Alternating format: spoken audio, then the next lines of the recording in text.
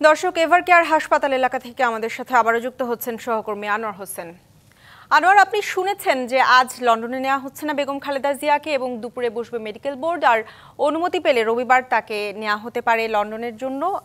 সবশেষ কি তথ্য আছে বেগম খালেদা জিয়ার শারীরিক অবস্থা নিয়ে?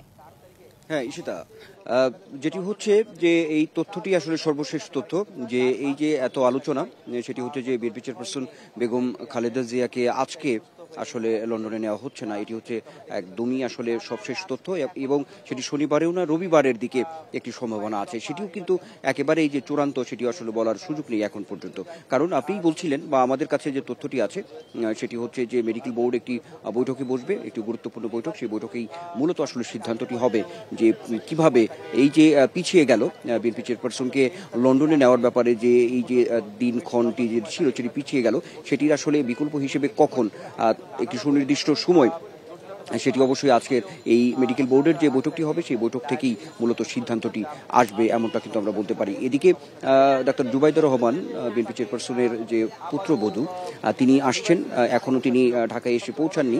আমাদের কাছে যে তথ্যটি আছে সেটি 10:30 11টার মধ্যেই বিমান বাংলাদেশ এয়ারলাইন্সে করে তিনি আসছেন, সেই বিমানটি অবতরণ করবে এমন একটি তথ্য আমাদের কাছে আছে, যেটি আমিও বলছিলাম এই প্রতি ঘন্টায় আমরা যখন সরাসরি এখান থেকে জানাচ্ছিলাম যে তথ্যগুলো। সেখান থেকে একটি বিষয় আমাদের কাছেও আছে, সেটি হচ্ছে যে ডাক্তার জুবাইদুর রহমান যখন আসবেন সরাসরি তিনি এভারকেয়ারে আসবেন, তো সেখানে এই মেডিকেল বোর্ডের যে বৈঠকটি হবে সেখানে তিনি যোগ দেওয়ার কথা আছে।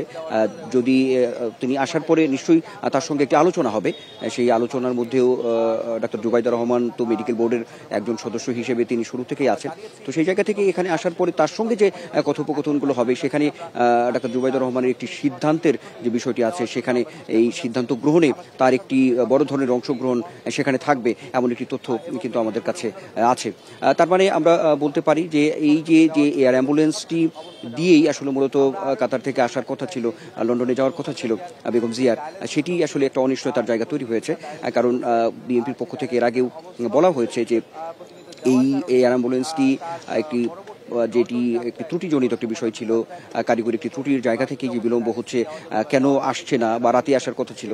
নতুন এবং ফিরে আসা গ্রাহকদের জন্য নগদে চলছে ক্যাশব্যাক সহ প্রতিদিন হাজারো উপহার জেতার সুযোগ। হবে আশা আর ফেরা, সারপ্রাইজ সেরা।